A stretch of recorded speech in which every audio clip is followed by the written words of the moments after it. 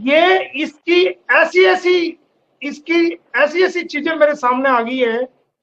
ये क्या करती थी, क्या नहीं। अभी इसका नेपाल से भी इनपुट मिल गया है मेरे को, वो मैं कल परसों को मैं करूंगा उसको। नेपाल से इसका इतना बड़ा इनपुट मिला है, ओए होए, पूछो ना आप बस। नेपाल से इसकी सारी चीजें आ गई है मेरे पास। इसका जो भी इसका सिस्टम था वहां, वो मैं वो मैं वो मैं आपके चैनल पे नहीं बताऊंगा, उसको मैं अलग से कहूंगा। हाँ, अभी जी अभी सिर्फ इतना कि आपके लीगल सवालों का जवाब दूंगा मैं। तो वो सारा सिस्टम आ गया है इसको पता। ये जानबूझ के इस तरह के बयान दे रही है। इसको पता है कि चारों तरफ इसकी थू थू हो गई है, पूरे भारत में इसका पता लग गया है। हमारे भारत की बहनें, माएं, बेटियां, ना केवल हमारे भारत की बल्कि दुनिया की तमाम मुल्कों की जो बहनें हैं, तमाम मुल्कों की जो बेटियां हैं, और हमारे जो इंसानियत के मानने वाले भाई हैं, चाहे वो किसी का भी मुल्क का है, कहीं दुनिया के किसी हिस्से में बैठा है, वो सब इसको समझ चुके हैं। और जब आदमी बेहिस होता है, हो जाता है ना, बेहिस हो गया कोई इंसान, उसको जिसकी इज्जत एक बार सरेआम जो है वो दुनिया के सामने पता लग जाए कि क्या है, तो वो इंसान फिर बेहिस हो जाता है। एक इंसान को आप जब मारना शुरू करते हैं ना, तो एक स्टेज वो आती है कि उस पर दर्द होना बंद हो जाता है, उसको मार मार के। तो इसकी इसकी हमने नहीं, दुनिया के लोगों ने, इंसानियत के मानने वाले लोगों ने इसको आईना दिखाया है। और जो इसका आईना दिखाया है उसमें इसकी सारी दुनिया के सामने बेइज्जती, हमने बेइज्जती नहीं की, हमने सिर्फ आईना दिखाया दुनिया के लोगों ने कि ये तेरा आईना है। कि तू अपने आप को द्रौपदी कहती है, अरे द्रौपदी तो कुछ, वो तो वो तो कुछ और चीज थी, महाभारत का कैरेक्टर था। तू द्रौपदी कहां से होगी? है बिल्कुल सही बात है। द्रौपदी, द्रौप द्रौ तू तो अपने पति को जिंदा जी मार के आई है, गुलाम हैदर को जिंदा जी कत्ल किया है। जिंदा जी जड बोडली ने जिंदा जी गुलाम हैदर का मर्डर किया है। He sees A murder in the I of the society. कोई शक समाज नहीं के है। अंदर, समाज के अंदर, हमारे जो है, हमारी सोसाइटी के अंदर, सभ्य समाज के अंदर, जो रिस्पेक्टिव समाज है, जो हमारी भारत की भाषा में सभ्य समाज है, उस सभ्य समाज के अंदर she is murder, she has already killed her real husband, she has not only killed her husband but she has also defame in whole world. सारी दुनिया में उस बंदे को, इस औरत की वजह से मैं सलूट करता हूं, उसकी हिम्मत को, गुलाम हैदर की, उसकी उसकी मैं किस हिम्मत से वो बंदा जी रहा है और सच्चाई के साथ खड़ा है और अपनी इंसाफ की लड़ाई लड़ रहा है। उस इंसान को पूरी दुनिया में जलील करने का कारण जो है वो ये औरत है। बिल्कुल सही बात। ये बात करती है जी, मुझे ये कहता है मोमिन मलिक, मुझे वो कहता है, मेरे सिंदूर पे ये कोई करता है, मेरी बिंदी पे ये करता है। अरे अरे तू सिंदूर लगा, तू बिंदी भी लगाती, हम सब अप्रिशिएट करते, पूरी दुनिया के लोग, लेकिन उसके बच्चे तुझे छोड़ के आने चाहिए थे और तुझे उससे तलाक लेना चाहिए था, लीगली तलाक। फिर चाहे तू अब इतना चौड़ा बिंदी लगा रही है, तू चाहे इतना चौड़ी बिंदी लगा ले, हमें क्या फर्क पड़ रहा है? सारी दुनिया के लोग तुझे अप्रिशिएट करते। मैं खुद तुझे, तेरा, अगर तू भारत में चलो आ भी गई थी, अगर तू तलाक लेके आती, उसके बच्चे उसको दे के आती, उसका घर बेच के ना आती, जो उसकी रकम थी उसको बैठ के कहती भाई तेरी मेरी नहीं बन रही। यार पूरी दुनिया में तलाक होते हैं, किसके तलाक नहीं होते? 17 साल के बाद भी, 20 साल के बाद भी तलाक हो जाते हैं। लेकिन दोनों दोनों फरीक, दोनों पक्ष बैठ के बात करते हैं, शराइत तय करते हैं, कंडीशन रखते हैं, भाई आप ऐसा करोगे मैं ऐसा करूंगा।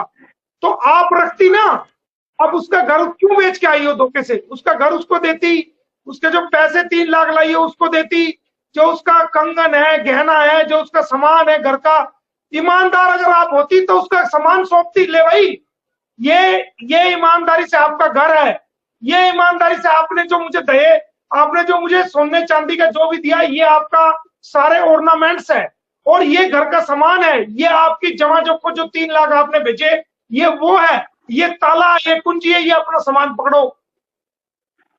जो जमा खो है, जो भी है, जो भी प्रॉपर्टी है, लो जी, जो भी मेरे नाम है, ये आप पकड़ो, और आपके मेरे विचार नहीं मिलते, ये अपने बच्चे पकड़ो और मुझे फारिग करो जनाब, और मैं जा रही हूं वहां इंडिया में फला फला आदमी के पास। तो यकीन माने वकील साहब, ये जो ना मुंह बोल भैया तो बाद में आया है, मैं खुद खड़ा होकर इसकी मदद करता। बिल्कुल सही बात, बिल्कुल सही बात। इसकी ये ईमानदार कहां से है? इसकी बेईमानी तो शुरू से ही है। बेईमानी करके इसने घर बेचा, 18 लाख का 12 लाख में बेच दिया। बेईमानी करके घर का सामान इसने बेच दिया, कुछ इसने बांट दिया। बेईमानी करके जो 3 लाख रुपए रिपेयर के थे वो लेके आ गई, उसका गहना लेके आ गई, सब कुछ बेच बाच के इसने पाकिस्तान से भी जो सचिन को पैसा बेचा, पाकिस्तान से दुबई बेचा, दुबई से इंडिया में बेचा इसने, हमें जो पता चला, और इसने दुबई से भी इसको पैसा भेजा। तो ये हैदर की कमाई, हैदर की जो रात दिन, वो हैदर रात दिन 3-3 शिफ्ट में काम कर रहा था, उसकी गाढ़ी कमाई को इसने कैसे लुटाया है आप देखो ना। तो ईमानदारी कहां है? शुरू से ही बेईमानी है इसके अंदर। और भारत में आने के बाद गुलाम हैदर को कहती है कि कुत्ता। कौन महिला ऐसी है जिसने 4 बच्चे पैदा किए हो और उसको कुत्ता कहेगी? वो बताओ आप। उसको कहती है मैं तो थूकना भी पसंद नहीं करता। अरे वो इंसान है कि आपने कुछ टाइम पहले उसकी स्टेटमेंट देखी होगी, अब आकर के तो उसका मन बिल्कुल खट्टा हो गया, लेकिन कुछ टाइम पहले आकर के उसकी स्टेटमेंट आपने देखी होगी। उस बंदे ने इतना होने के बावजूद भी ये कहा कि सीमा कोई बात नहीं, जो गलती है, तू गलती जो होगी तू गलती को सुधार के तू बच्चों के लेके वापस जा। कहा कि नहीं कहा? सर मैं आपकी मेरी इस बात पे बात हुई थी, आपकी और मेरी इस बात पे भी बात हुई थी कि यार ये क्या बात कर रहे हैं। बिल्कुल आप सही पॉइंट। हम सब ने उसका विरोध किया कि तू क्या कर रहा है, ये तेरी बेइज्जती कर रही है तू। लेकिन उस बंदे ने फिर भी कहा ना। तो वो इंसान है, उसके दिल के अंदर इंसानियत बसती है, वो फरिश्ते के रूप में एक इंसान है वो बंदा। और उस बंदे को कह रही है गुलाम हैदर को कि ये वहां पर भारत के खिलाफ एक्टिविटी करता है, ये कह रही है कि वो आतंकवादी है। अबे वो अगर आतंकवादी था तो तू 4 बच्चे तूने उस आतंकवादी के तूने पैदा किए, तुझे जब दिखाई नहीं दिया ये अगर आतंकवादी है? 4 बच्चे तू पैदा कर रही है? तुझे उस वक्त दिखाई नहीं दिया?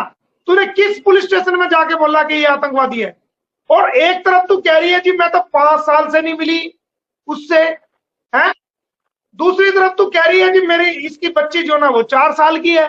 अरे जब तू यहाँ आई थी वो बच्ची 3 साल की थी, अब वो बच्ची 4 साल की हो गई है। तो हैदर से ना मिले हुए तुझे 4 साल हुए हैं, तो तू झूठ क्यों बोल रही है कि 5 साल हो गए? अगर 5 साल तू झूठ बोल रही है तो ये बता, ये बच्ची 4 साल की कहां से आई?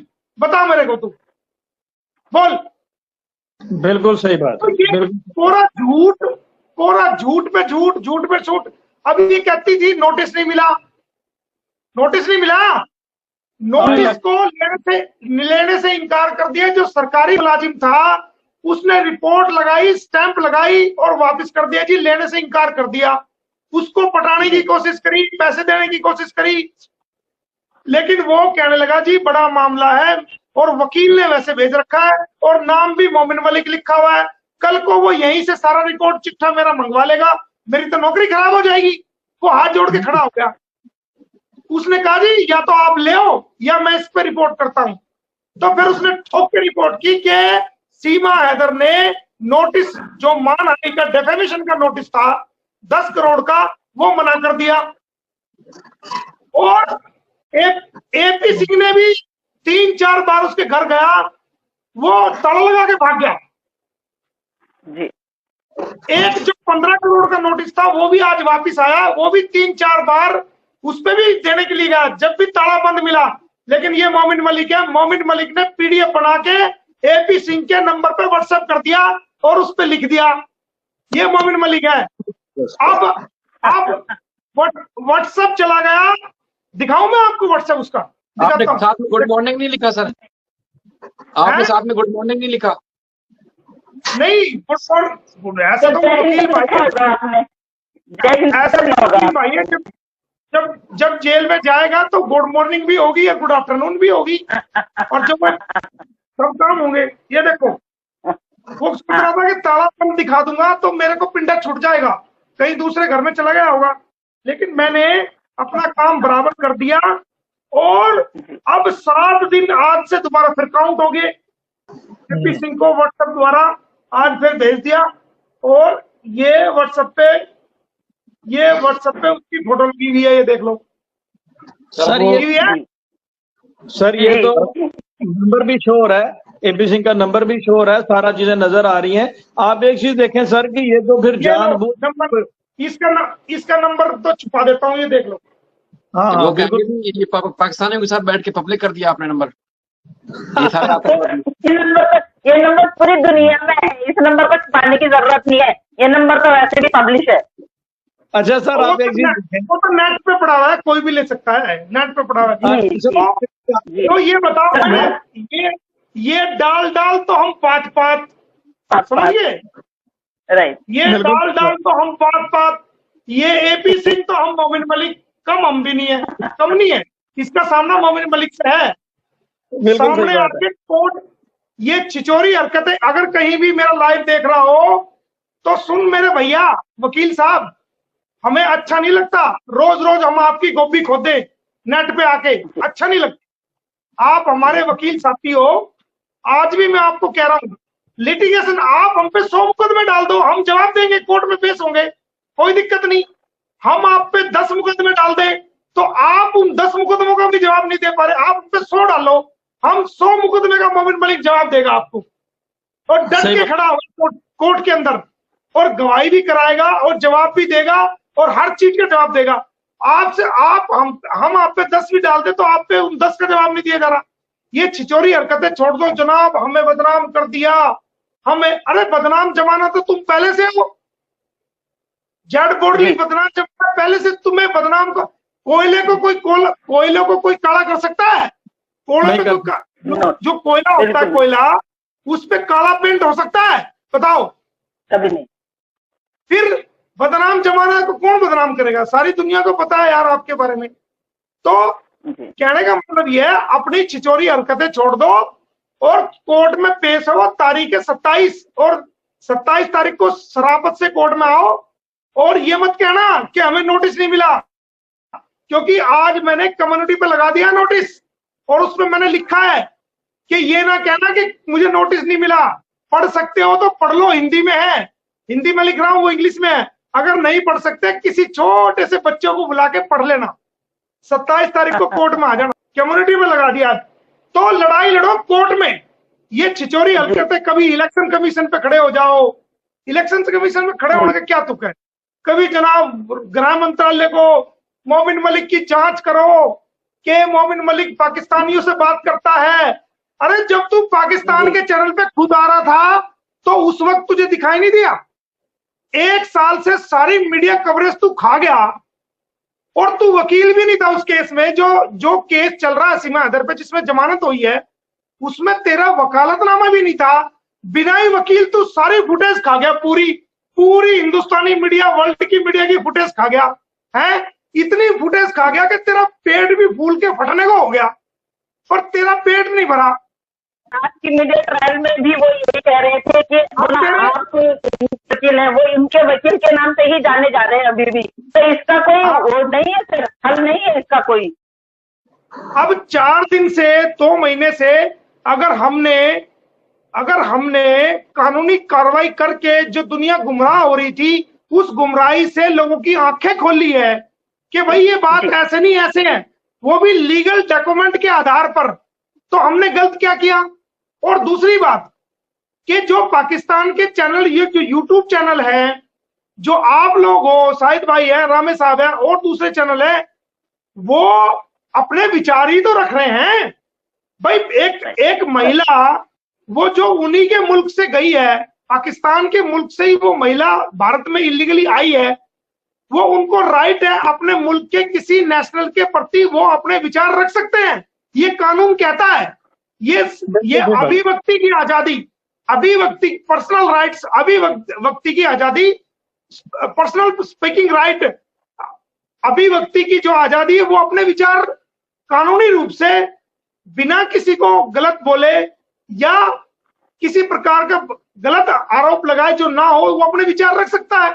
तो तुम लोग अपने विचार रख रहे हो, तो वो कहता है जी एनआईए से जांच कराओ। एनआईए को नहीं पता, एनआईए हमारे देश की इतनी अच्छी एजेंसी है, दूध का दूध और पानी का पानी करती है।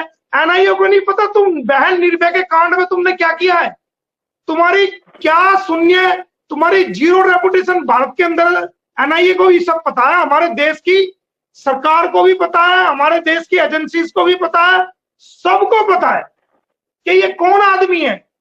बच्चा बच्चा जानता है इसके बारे में, और हमें भी जानता है कि ये कौन आदमी है। और तू होता कौन है भाई हमारी जांच करवाने वाला?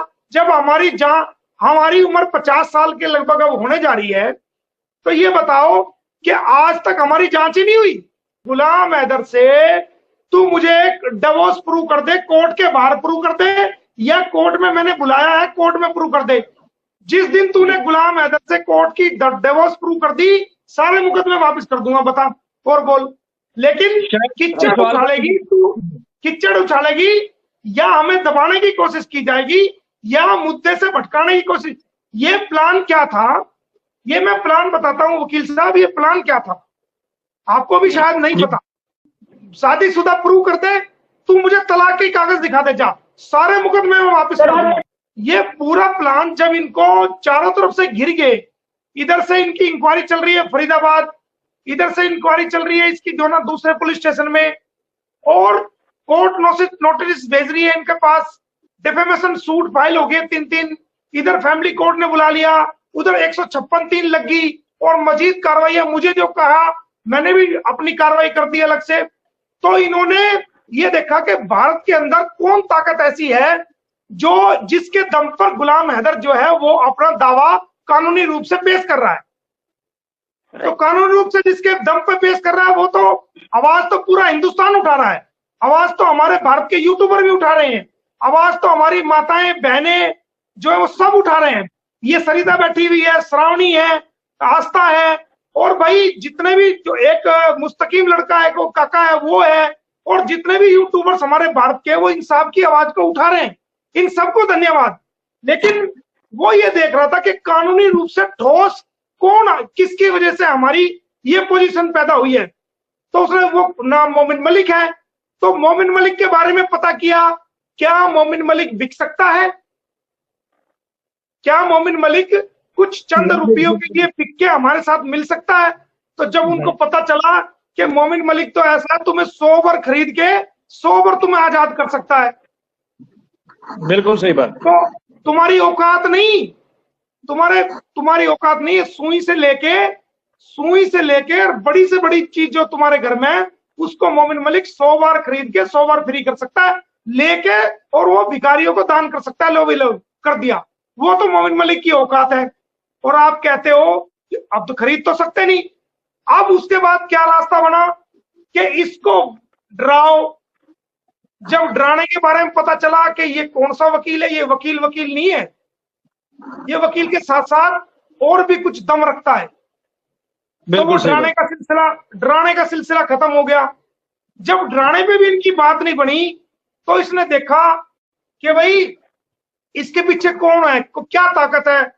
तो इन चार, ये भी भाई हम 4 आदमी भेज दें, हमला करवा दें, गोली चलवा दें इस पे, या कुछ ऐसा कर दें जिससे ये डर जाए। लेकिन जब इनको पता चला कि भाई हम इसको डरा भी नहीं सकते, इस पे हमला नहीं करवा सकते, क्योंकि राम साहब इनके दिमाग में थी कि इसका पीछा करवाओ और देखो कि इस पे 2-4 गोलियां साइड में चलवा दो और इसको जो ना डरा दो, धमका दो। तो 1 आध गोली इसकी 2-3 इसकी गाड़ियों में भी लगेगी, इधर उधर लगेगी, बच गया ठीक है, लग गई ठीक है, तो इसको डरा दो, इसके घर के बाहर फायरिंग कर दो, फार्म हाउस पे फायरिंग कर दो, या जो पुराने जहां जाता है कोर्ट के चैम्बर के बाहर फायरिंग करा दो। तो देखा कि यार ये तो मसला ही कुछ और है। सही बात है। यहाँ से आप 1 गोली चलाओगी तो ये वापसी में पता नहीं कितनी जो ना चाय के कप वापिस आएंगे। ये इनको हो गया ना कि अगर आप 1 गोली चलाओगे तो उधर से तुम्हारे एहतराम के रूप में, तुम्हें रिस्पेक्ट के रूप में कम से कम अगर एक आप गोली चलाओगे तो तुम्हें वो कम से कम दूसरी साइड से 50 चाय के कप तुम्हें मिलेंगे, लो चाय पियो जी, और ब्रेड के साथ मिलेंगे, लो ब्रेड खाओ, हम तुम्हारा स्वागत करते हैं। उनको पता है कि कौन है ये।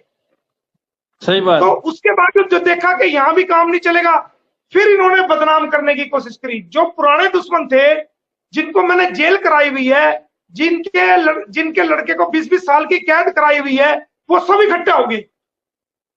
वो कहते हैं जी ये देखो इस पे एफआईआर है। एफआईआर क्या थी? वो मेरे ऊपर हमला हुआ, उस दिन मैं अकेला था। बिल्कुल सही बात है। मेरे ऊपर हमला हुआ, हमने डिफेंस किया, मैं हॉस्पिटल चला गया। पीछे से जो है ना वो दूसरे जो जिनको पता चला वो आगे, अब वो आगे तो आपको पता ही है, फिर तो रिएक्शन ही होता कहीं ना कहीं। दोनों तरफ से एफआईआर होगी। वो सिर्फ जो एफआईआर है वो मारपीट की, 323-24 की मारपीट की, और मतलब लड़ाई झगड़े की मारपीट की है, उसके अलावा कुछ नहीं है। और वो भी हमने कोर्ट में चैलेंज की हुई है कि जनाब चोट तो हमें लगी, नुकसान तो हमारा हुआ था और हम अकेले थे, ये तो फर्जी हुई है, तो हमने उसकी कोर्ट में चैलेंज की हुई है। और हमने ही केस डाला है उनके ऊपर, हमने ही पता नहीं कितने केस डाले हुए। भारत में आज तक कहीं भी दुनिया की अदालत में मोमिन मलिक के खिलाफ एक भी मुकदमा पेंडिंग नहीं है जो मेरे खिलाफ मुकदमा हो। मैंने तो वोट डाल रखे हैं सबक सिखाने के लिए। जो बदमाश लोग हैं या जो इस तरह के लोग हैं जिनसे इंसाफ की, जो लोगों का हक मारते हैं और इंसाफ की लड़ाई में, मैंने तो वोट डाल रखे हैं। और इसलिए लोग परेशान है कि ये काबू नहीं आता। मेरे खिलाफ भारत की किसी अदालत में एक भी मुकदमा पेंडिंग हो तो मोमिन मलिक वकालत छोड़ देगा। एक भी मुकदमा पेंडिंग हो तो एक भी दिखा दो।